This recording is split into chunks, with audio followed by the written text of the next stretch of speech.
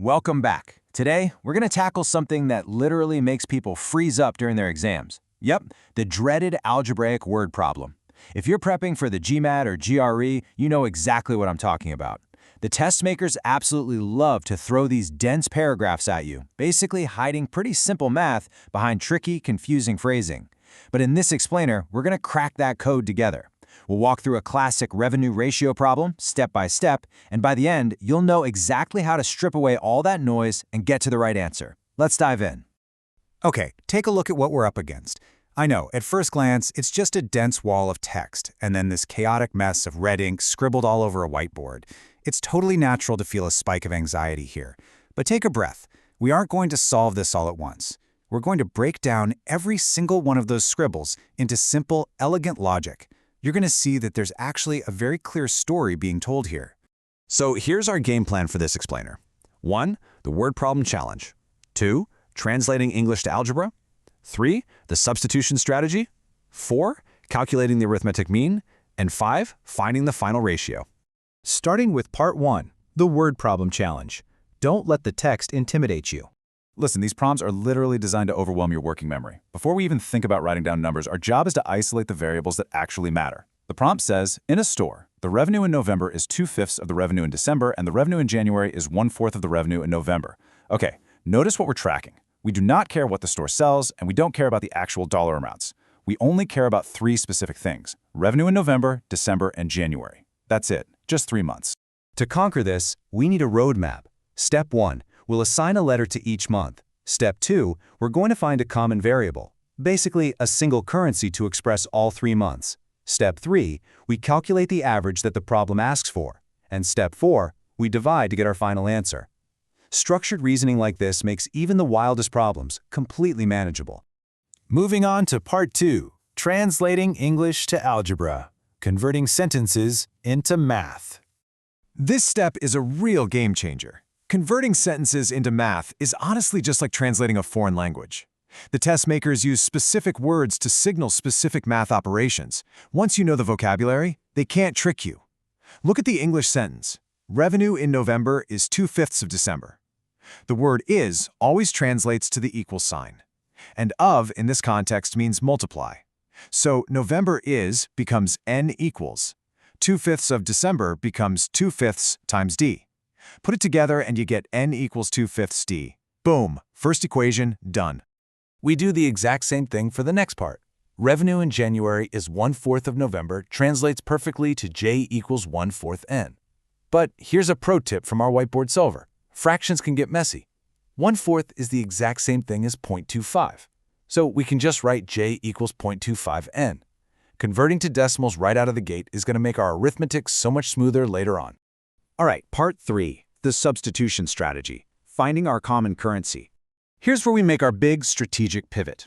Right now, November, December, and January are all floating around in different equations, making them impossible to compare. We desperately need a common currency. We have to express all our months using just one single variable. Look at the table. November is just November, so that's 1n. January, as we just saw, is nicely expressed as 0.25n. They're both in the currency of n.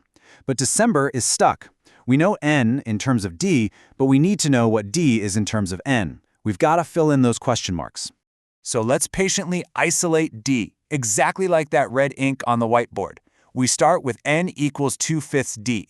To kill the fraction, multiply both sides by 5. That gives us 5n equals 2d. Now to get d totally by itself, divide both sides by 2, leaving us with 5/2 n equals d. And what's 5 divided by 2? It's 2.5, so d equals 2.5n. We just proved that December's revenue is exactly 2.5 times November's. Our common currency is locked in. Next up, part 4, calculating the arithmetic mean, averaging January and November.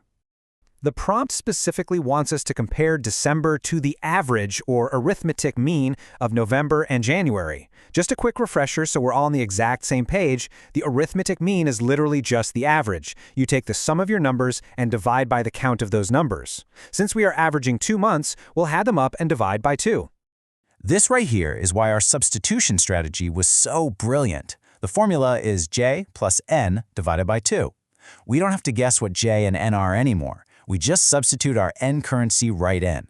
J becomes 0.25n and n is 1n. So the setup is 0.25n plus 1n all over 2. Just let that click into place for a second. It's so much cleaner, right? Now we just run the basic arithmetic. 0.25n plus 1n is 1.25n. Divide that by 2, and you get 0.625. So the average of January and November is 0.625n. Getting everything into terms of n made this an absolute breeze. We didn't have to juggle a bunch of different letters. We just treated n like an object we were counting. Finally, part 5, finding the final ratio, bringing it all together. All right, we've translated the text, we found our common currency, and we did the math. It's time for the grand finale. Let's reread that final sentence from the problem to make absolutely sure we're answering the right question. The revenue in December is how many times larger than the average of the revenues in November and January? In algebra, if you want to know how many times larger x is than y, you just divide x by y. So we're going to set up our ultimate fraction, December divided by our calculated average. Here is that final setup. December goes on top, which we found was 2.5n. The average goes on the bottom, which is 0.625n. Watch what happens here. Because we were super disciplined about using a common variable, we have an n on the top and an n on the bottom. They perfectly cancel each other out. The letters completely disappear, and we are left with a straightforward calculation. 2.5 divided by 0.625. Run that division, and you arrive at exactly 4. That's it. That's the answer. The revenue in December is exactly 4 times the average of the revenues in November and January. Seriously, look at what we just did. We took that chaotic, scary paragraph, translated it into clear algebra, used a common variable to bridge the gaps, and logically walked our way right to the solution. And there you have it. That intimidating whiteboard isn't a mystery anymore. The secret to these tests isn't being a math prodigy, it's just being organized. It's translating carefully and finding that common variable. If you can tame this algebraic beast using this simple, structured strategy, what other daunting word problems can you conquer on your next practice exam? The tools are all right there in your hands. Thanks for joining me for this explainer, and I can't wait to see you in the next one. Keep practicing.